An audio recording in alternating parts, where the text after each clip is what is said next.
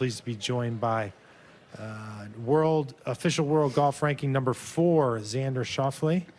Xander, welcome to what is your 5th career PGA Championship. And what's interesting about your progression is that with every appearance, you've played better and better. Appeared in the top 10 last August back in California. So is there something that you're kind of syncing up with about what a PGA Championship golf course is and learning more as you go along? And have you learned enough to get to the winner's circle this week, you think? I hope so. That's the plan.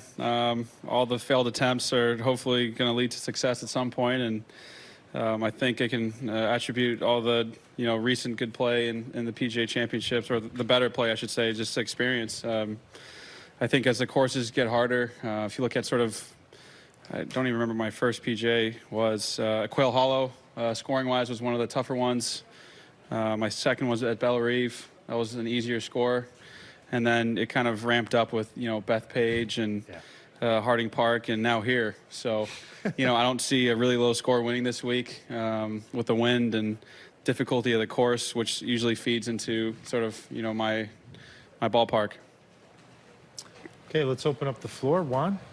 So you had plenty of occasions of playing with wind. I mean, in Hawaii, you played with wind and these conditions. I mean, you have Pacific, Atlantic, everything. So, I mean, what do you do here? And what do you do mentally and then with your game? It's just like San Diego. It's super windy. I'm kidding.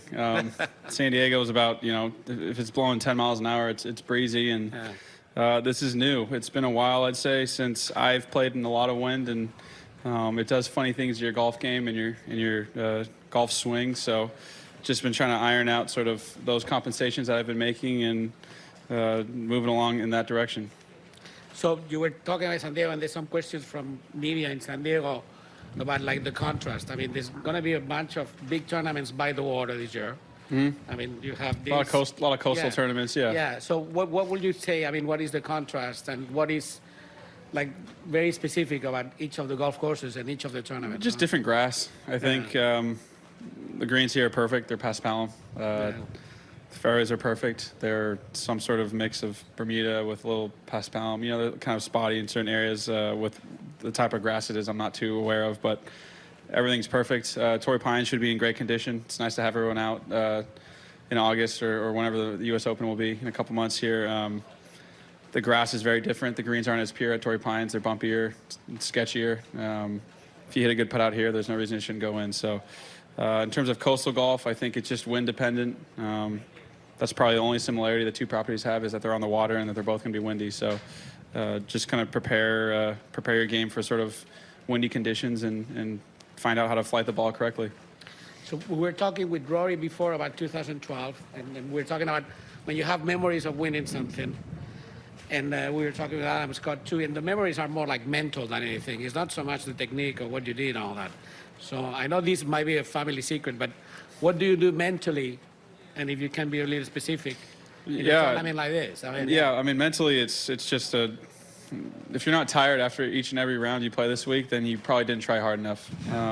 When it's windy like this, it's a complete headache for the player and the caddy. Yeah. It's a collaborative effort, and it's just tough. It's really tough, and if you and your caddy can focus for 6 hours each day, it's a major championship. If you can focus for long enough and more than everyone else, you have a better chance of beating them. So obviously you got to hit the right shots and everything, but you also have to think your way around the property when it's this windy. Xander, let's zoom out. Let's engage with Zephyr Melton. Zephyr, thanks for joining us. You're with Xander. Go ahead, sir. Yeah, Xander, you mentioned compensations in the wind. I'm just wondering what are some things that you do to play effective golf in the wind? When I say compensation, I mean the way I swing, I sort of tug on the handle and I can shut the face down pretty quick. That sort of bowed left wrist that people like to refer to.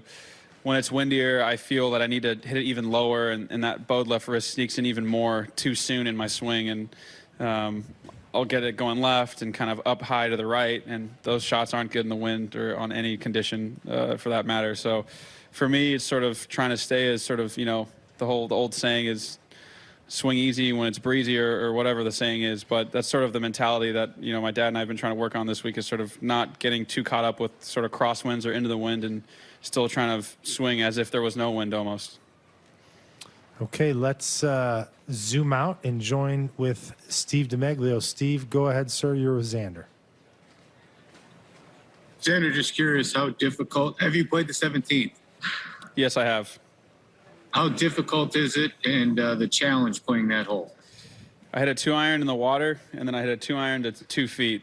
I think that kind of sums up the hole. In all honesty, when you're hitting a long iron into wind and it's struck properly, it should hold its line and its flight. If you don't, it's going to go way offline and not hold its flight. So I think for me, it's sort of, you really got to muster up some courage coming down the stretch, and depending on where they put that tee box, it's going to be really tricky. Thank you, sir. Thanks, Steve. Let's zoom out one more time to Mark Greenhawk. Go ahead, sir.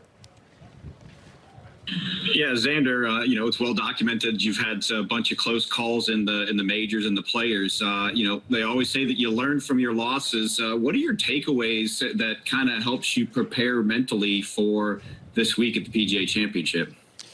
Yeah, the takeaway is a couple things. I think that the first takeaway is that I am, I can win. I think I've done it before, and I've put myself in a lot of situations in big tournaments to do it. So I know that I can do it. I just haven't done it yet. And the second thing is the mistakes I've made are all very similar.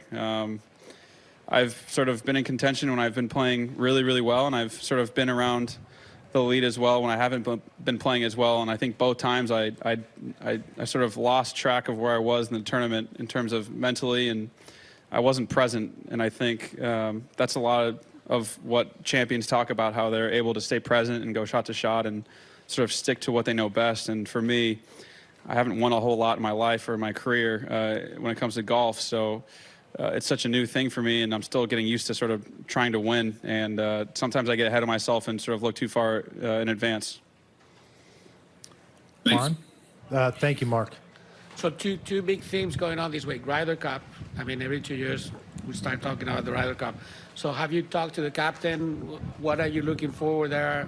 What are the preparations? What's going on with that? Yeah, it's sort of been small, chatter text-wise. I know Strickard fairly well now, him being sort of a vice captain or assistant captain at the President's Cup, and sort of playing around and being around him now for a few years. In terms of preparation, I think he just wants everyone to keep their head down and focus on playing each and every golf tournament, each and every shot. He doesn't, he announced that there's a lot of points out to grab still, and I'm not really thinking a whole lot about it yet. I think there are some scheduled practice rounds at Whistling Straits that we should attend if you're in the top 25 or so, and I'll do those. But besides that, it's sort of week to week and day to day for me, and the Ryder Cup's so far away in my mind and on my schedule that I'm just worried about this week.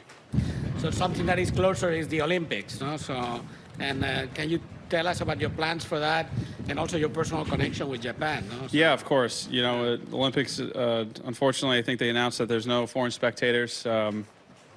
It's kind of a tricky one. Obviously, Japan's invested a lot of money and infrastructure, or built a lot of infrastructure and stuff to accommodate the Olympics and tourists and everything. So I understand why, there's sort of questions about having the Olympics. But for me personally, my grandparents live in Shibuya in Tokyo, and I've been there a bunch, and I love Japan. I love being there. I love the culture and everything. So if I do get on the team, it looks like I'd be playing. All right, Xander, let's zoom out to Kathleen Bissell. Kathleen, you're with Xander. Go ahead, please. Xander, what's your opinion of the ocean course? I assume this is the first time you've seen it? Sorry, can you please repeat that? What's your opinion of the ocean course? I assume this is the first time you've seen it? Yeah, I played 18 holes yesterday. I played 9 today, saving the back 9 for tomorrow. Let it kick my butt before I start the tournament on Thursday, but it's tough. I read that the scoring average in 2012 was 74.5 or 74.6, which was the second hardest tournament the guys played in 2012. And with it being windy and sort of a constant wind and breeze, I feel that it's going to be a very difficult task and a big ask on certain holes. Just a really good test, honestly. So I think it's a really good venue for a major, and it seems like everyone's excited to play.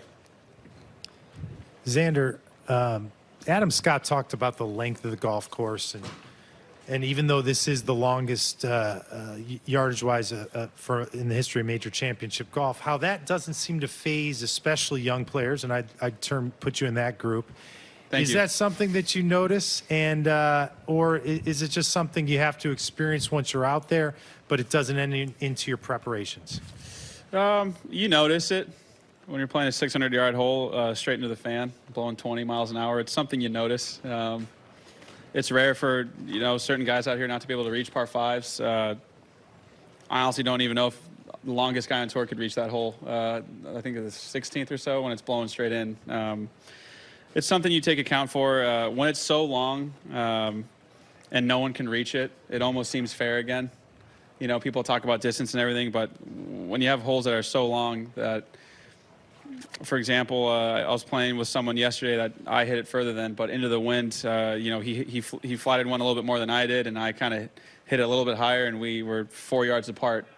And downwind, I was 30 yards ahead of him. So it really plays into shot shaping and your ability to flight and control your windows more than anything else. So I think the more comfortable you are with flighting golf shots or controlling your flight, the better you'll play in tournaments like this. Do you start working on that weeks ahead of time, days ahead of time, between season A and season B, or when does that all happen? Yeah, absolutely. You try and find a range that's straight into the wind.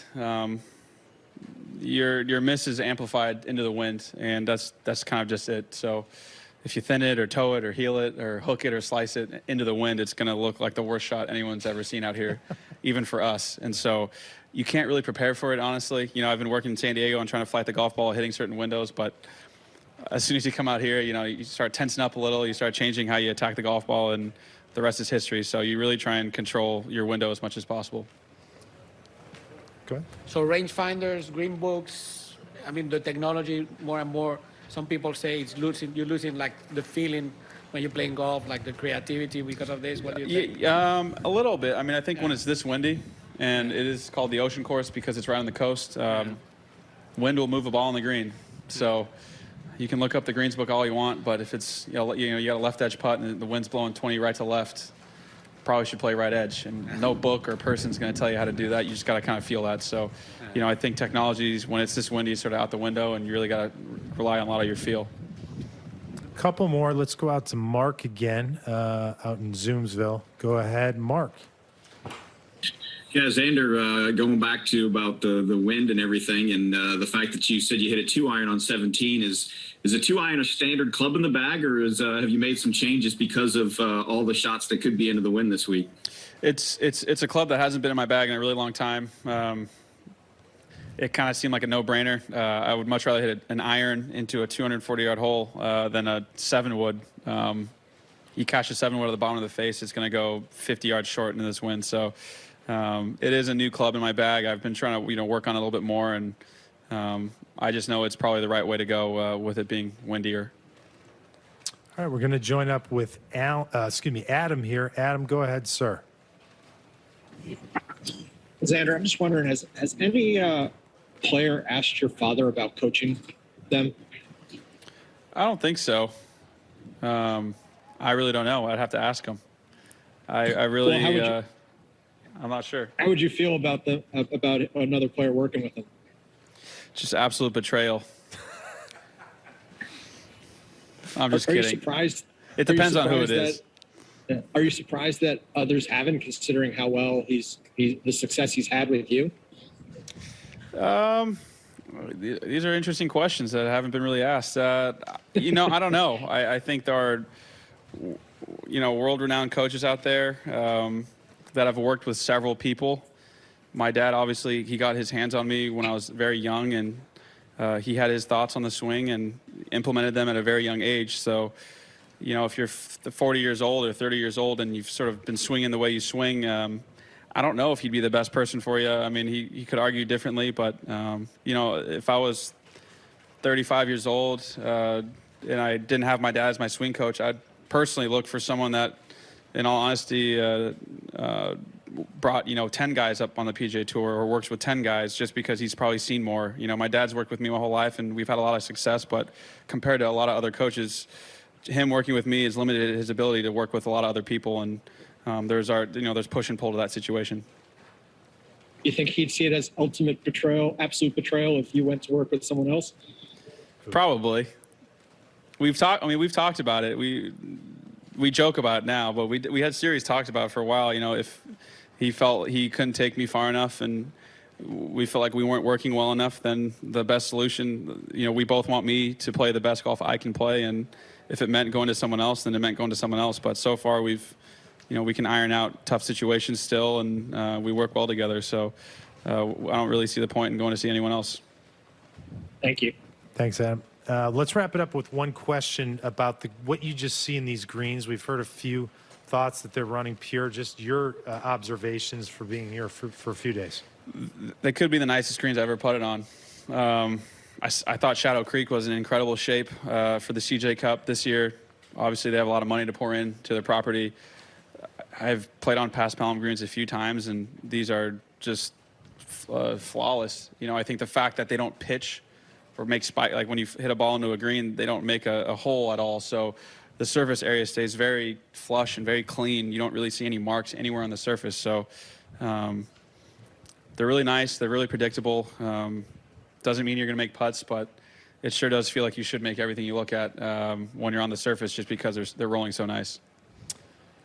Xander, thanks so much for the time. We will make sure never to betray you going forward. So have a terrific week, and we hope to see you again. Thank you.